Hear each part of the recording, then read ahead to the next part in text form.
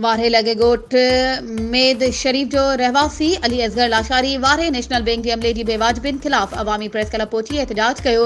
मुज़ाहिरीन दाहींदे चयो त 3 महीना थी विया आहिनि, मुंहिंजा घर सर्वे जा पैसा आया आहिनि, टोकन भी मिलियल आहे, पर ऑपरेशन मैनेजर पैसा नथो ॾे। चवे थो त पहिरियां 3000 रुपया ॾे, बाद में तोखे पैसा मिलंदा। मूं पैसा ॾियण खां इनकार कयो, जंहिंजे करे 3 महीननि खां दरपदर करे रहिया आहिनि। मूं जॾहिं चयोमांसि त आउं एहतजाज कंदसि त मूंखे बैंक अंदरि मौजूदु पुलिस वारनि 3 कलाकनि ताईं हिक कमरे में बंदि करे छॾियो।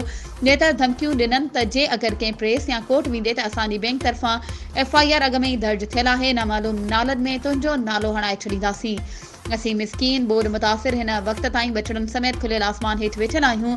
सॼो अमलो बैंक मैनेजर समेत राशि आहे, जेको भी पैसा ॾे थो उनखे पैसा मिलनि था, न त ॿिया मर्द औरतूं वतन थियूं वेचारियूं दरपदर थींदियूं।